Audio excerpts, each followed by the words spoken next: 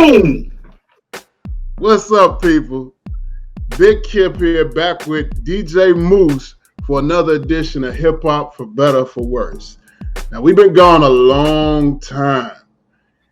And it's like we got families, we've got, kids, and life gets in the way, and we're not able to put these out like we want to.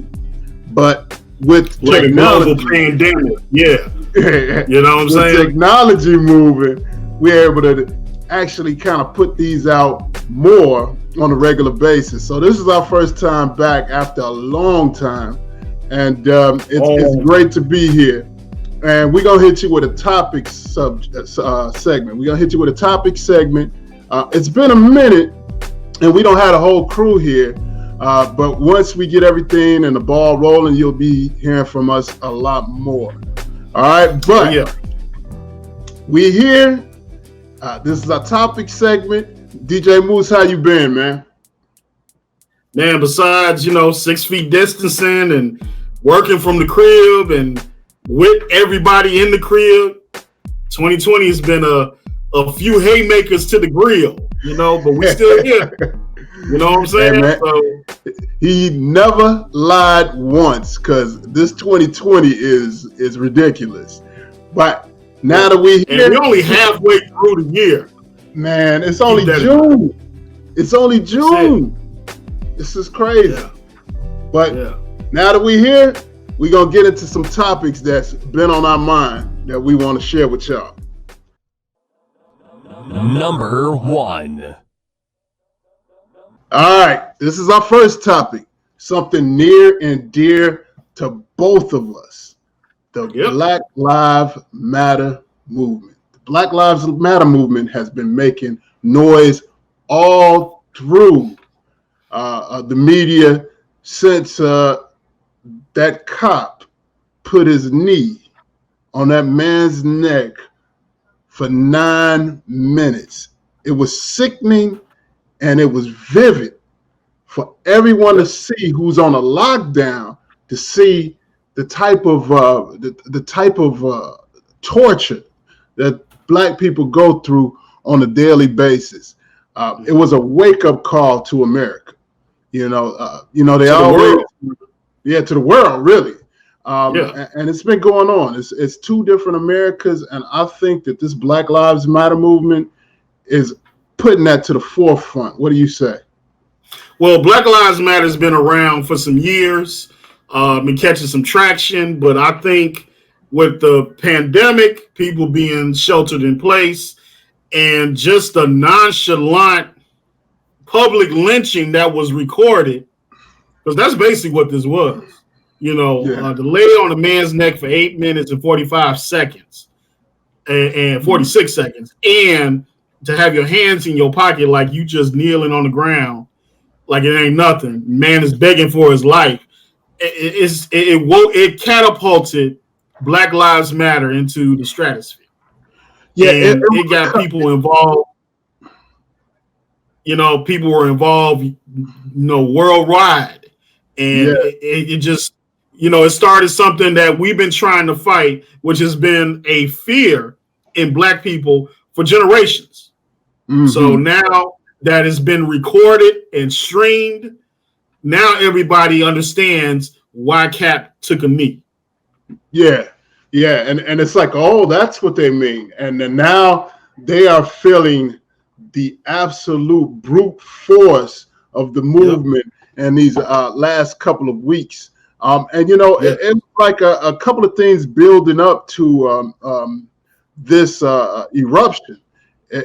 I remember it kind of started with the lady, the Karen, that was in the Central Park, who called the police on the Black man because bird watcher, mind you. Yeah, it was a bird watcher, and she called. And what do you say? She weaponized her whiteness and put the brother in jeopardy. So that was number one. Then the second thing was that public lynching that we saw where they shot the jogger. Ahmaud Arbery.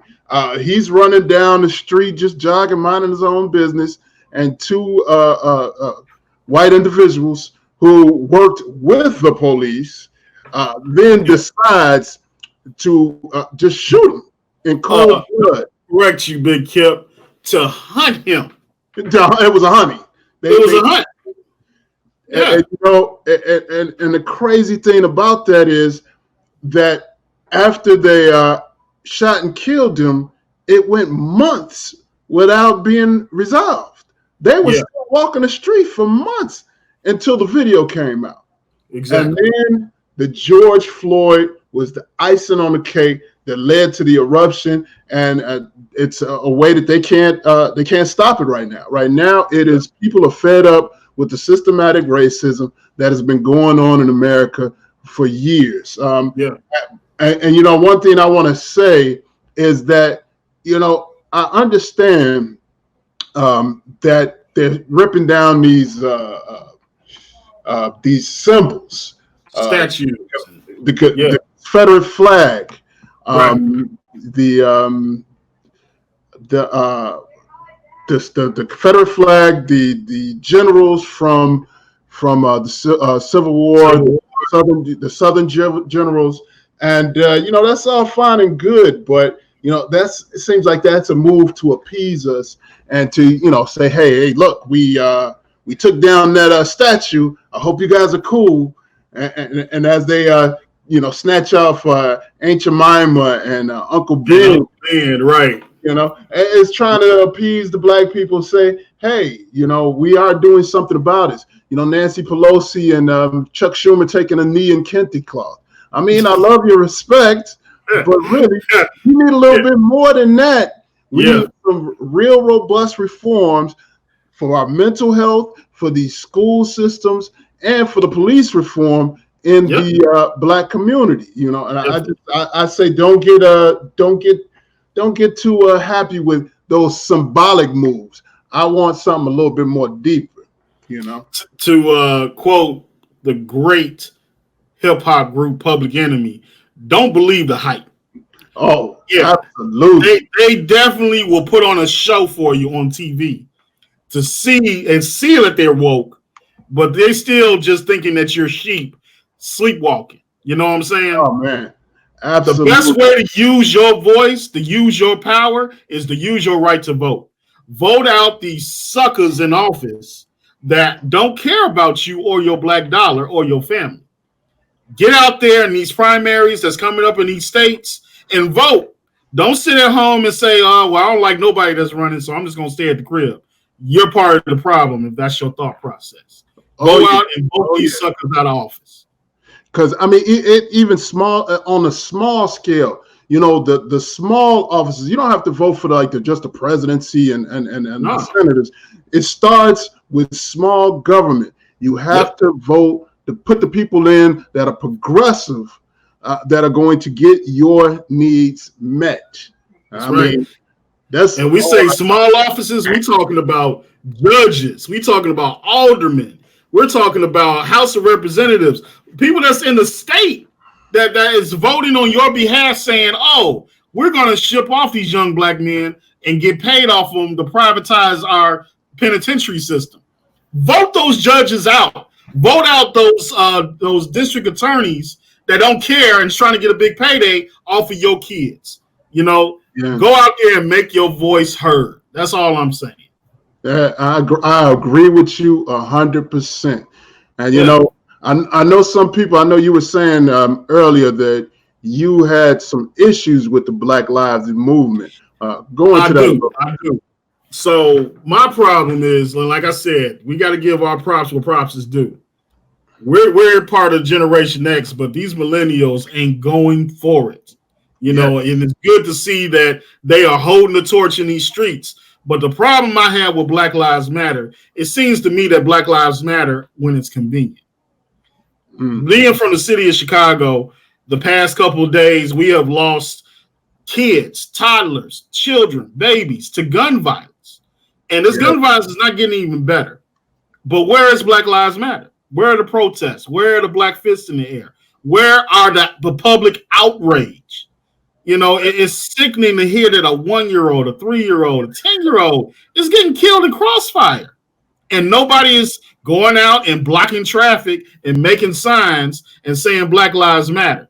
It only matters when a white police officer kills a black man. And I got a problem with that. Yeah, I mean, and I know it's something that's in the community, and it's very disheartening. You know, I agree with you on that, but I think the movement is a little bit more towards the systematic racism that we shouldn't be in this situation in the first place. We shouldn't. You just keep it going. You were saying that Black Lives Matter was more geared to systemic racism than what's happening in the neighborhoods, which is true. But, you know, yeah.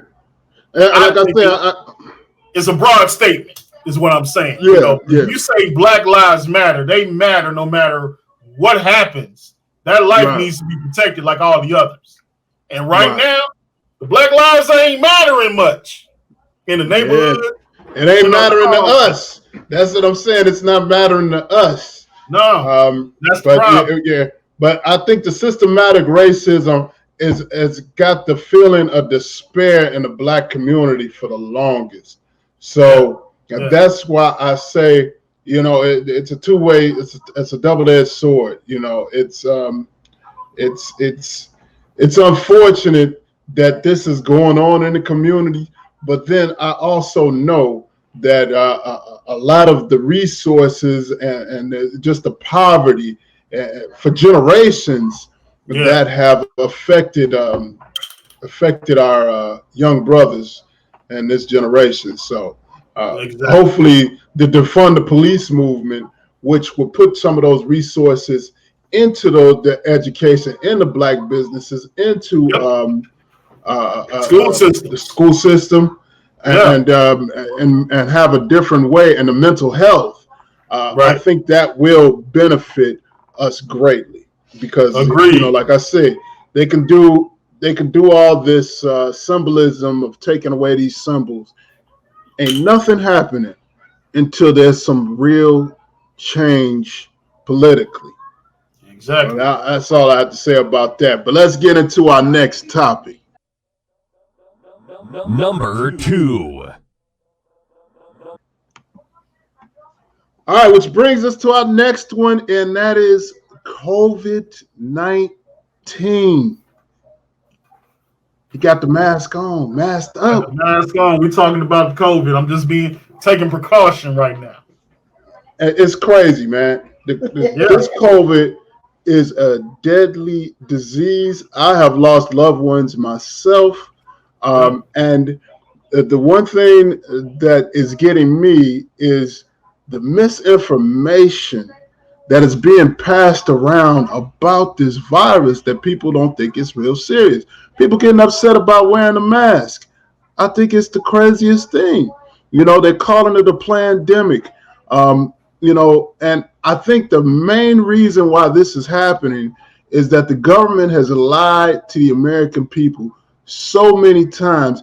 We don't even, it's like the boy who cried wolf. You know, they have lied so many times.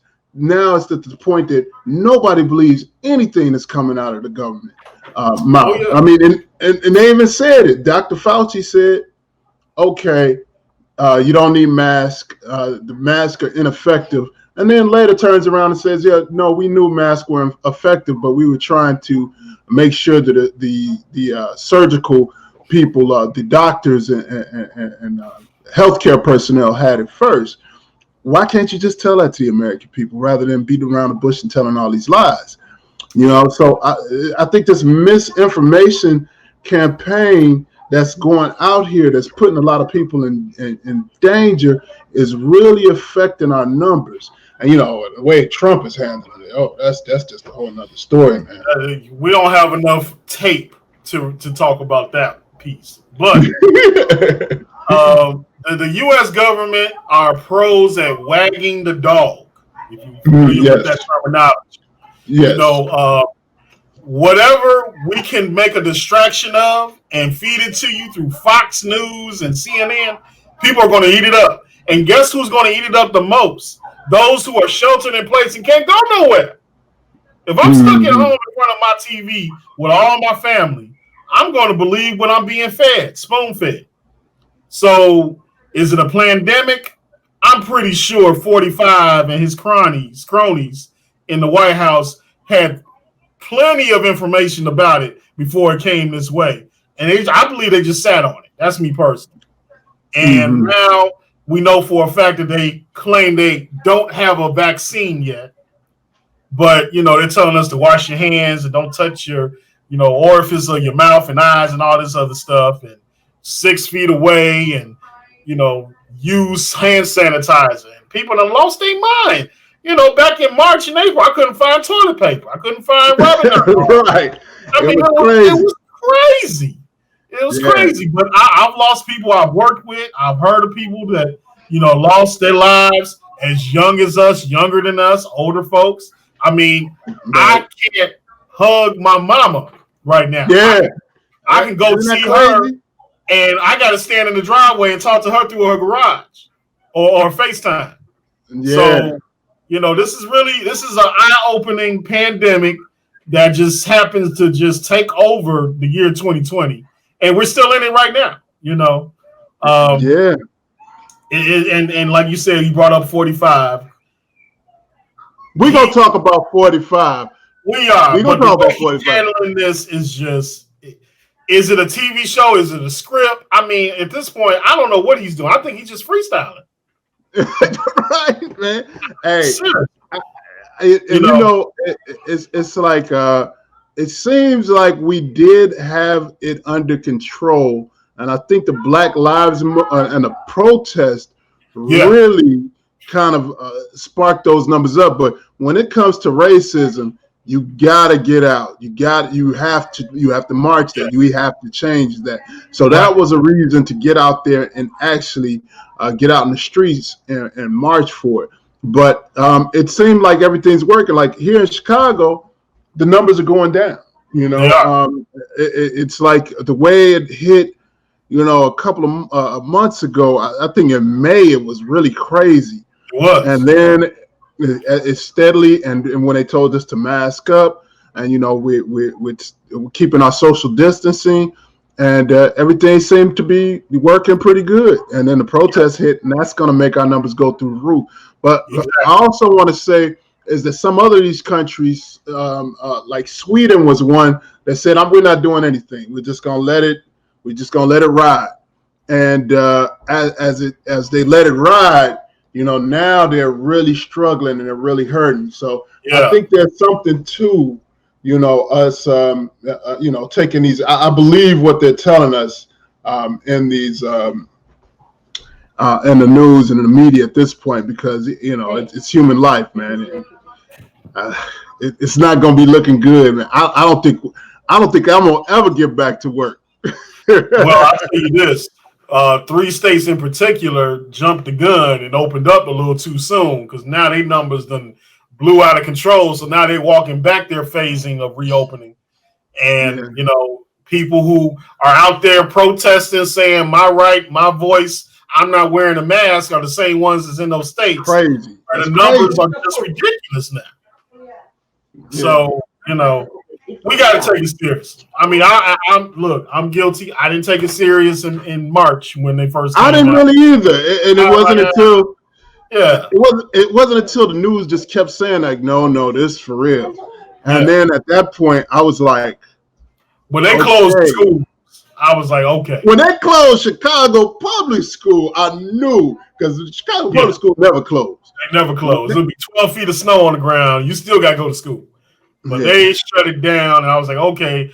And actually, it was a CPS closed and Disney World closed. I said, okay, this is for real. Yeah. And that's the truth right there. That's the truth. But we're going to get into the next topic, and it's a topic that I know you've been waiting for. Number 3. And that brings us to our last and final topic, 45. 45. Ain't talking about Jordan either. It's going to be a quick segment. I'm going to let you know that right now. I'm going to let you know that right now. Now, all you left wingers out there that happen to catch this is my personal view. This is not the viewpoint of hip hop for better or for worse, but I'm pretty sure I speak for at least 50% of the nation when I say this dude does not know leadership if it fell out of his pants and he picked it back up and put it back in his pocket. He would never lead me anywhere. And that's what I'm saying. That's how I feel. Well, and the thing is he's leading us right now, and this is like the craziest thing I've ever seen. That it's and lately he's just been taking L after L after L. It's been relentless.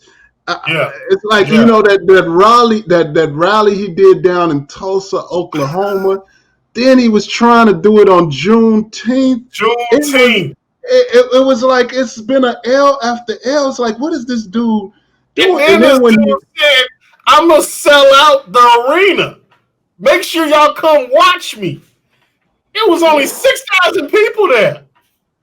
And then he got trolled by TikTok fans and K-pop fans.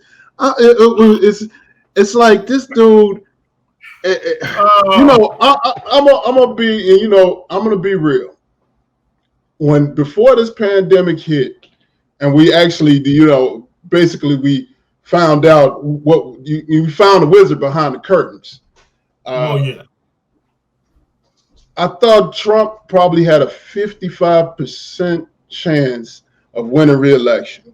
Honestly, when I realized that they were bringing in Joe Biden, who's a weak candidate, I said, Trump might win again. I went back, but the pandemic hit, these protests hit. It's been just a perfect storm to show how ineffective he is at leading. It is unreal. I mean, it's like he can make a lot of stuff go away by just saying wear a mask, but he's like so stuck in his way, and he's refusing to change because he feels that change is weak. That it's really biting him in the butt, and he's talking his way out of office because the more garbage that spews out his mouth, like, hey, take this one little experimental drug that I think heals coronavirus. A guy in Arizona took it and died.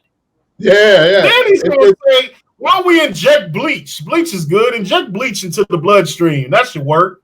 People have literally started buying bleach off the shelves. Yeah, it's crazy. It's like, I can't make this up. It's like he doesn't realize how much power he has to influence people, and he just says this stuff and people take it literally. I just thought about just the leadership of how here we are in a pandemic, and instead of talking about that or what we're going to do to stop this pandemic, he's sitting here talking about how the media was making fun of him holding a glass of water at his Oklahoma speech. I'm like, this is the craziest. And what am I? We in the Twilight Zone here? This dude is whining about him walking up a ramp and holding a bottle of water. I'm like, dude, this is not that. You got people riding out in the streets. You got the pandemic going. You got people dying. And this, you think people want to hear this? No, it's all about me. Look at me. That's how he views things. He even takes credit for shit that he don't even do. He's like, I did this. He had in a press conference saying, we got so many tests, so many people that have been tested. We're doing it too fast. I told him to slow the test down. I don't think he even understands what comes out of his mouth. He just talks. Yeah, I think he's just talking. The United States and the office of the president is not a talk show. It is not a reality show. Yeah. You're playing with people's lives. And it's horrible. That's all I got to say. And I think that his, the state that we're in now, especially with this Black Lives Matter protest, is that when Trump came in, he made these clan-like wannabes. He made them comfortable. He made them comfortable talking their language to the point where they say, you know what? We don't really need these hoods no more. They take their hoods off, and now put their Brooks Brothers suits on. Right. And now that it's coming down to re-election, the Black Lives Matter protest is like the way you see these people falling and dropping like flies of saying racist things. Next thing you hear, they lost their job. They're posting them all on. It's like they took those hoods off, and now they're having a hard time putting them back on. They are suffering because of it. It's the Kens and the Karens of the world. Man, dude, it's crazy times, and it's like this guy is leading us down. And if he is reelected again, I really honestly don't see. I don't see how we gonna make it in 4 years, man. Another 4 years, yeah, man. I agree. It's gonna be crazy. It probably won't be the end of the world, but I'm just saying that it's gonna be pretty damn close. And he still got a shot. I mean, it's like I say, you gotta realize Biden is incredibly weak, but this guy, man, it's unreal. It's getting to the point. It's like you gotta vote for the lesser evil. Yes. And I mean, correct me if I'm wrong. Has Biden chosen a running mate? No, he hasn't. He's supposed to be choosing a woman of color, but who knows? That might be the difference maker. Yeah. But I mean, who is he going? I mean, it's like Biden. I really, I have a hard time with that one, swallowing that pill. And who is he going to pick? What black woman is he going to pick? Kamala Harris? She dropped out. Yeah, I mean, she dropped out, but she still could be up for vice president. She could, but I mean, I don't know if she's credible. One that dropped out. Yeah, because Klobuchar, all that stuff happened in her state, so she wasn't gonna make it anywhere anyway. So, but man, dude, I look at America. I buckle up. We only 6 months 6 months into this year, and elections around the corner, bro. I don't know, man, but that's another thing. How they gonna do these rallies when people can't even go out? I don't know, man. It's really gonna be something, man. Your boy struggling, and he's on the ropes, and it ain't looking good. Ain't looking good. Throw in the towel. Throw in the towel. All right, so those are topics. It's just me and Moose here, and we're gonna try to bring these out a lot more. Like I said, the hiatus and the time and getting our schedules on point has been rough. Yep. But now, with this new technology, we will be putting out more of these. So, like, share, subscribe, and anything you got to say, Moose? Hey, we'll be back hopefully in the next couple go rounds and bring you some more information. As far as the music go, there's been a lot of vocal music coming out because of the pandemic and the Black Lives Matter. That's the music I really want to touch base on. I don't think I want to hear, Meg Thee Stallion redo Boys in the Hood. I really not feeling that right now. You know what I'm saying? I definitely ain't feeling that either. I ain't definitely feeling that at all. I want to hear some Public Enemy. You heard? Who definitely has a new song with DJ Premier, mind you. Yes, that's man. That's a banger. That's a banger that's dedicated to 45 too. So next go around, we're gonna have some music and we're gonna talk that up too. So can't wait. We got new technology. Let's take it out, man. Hip hop for better, for worse. Like, share, subscribe. Peace. Click that link.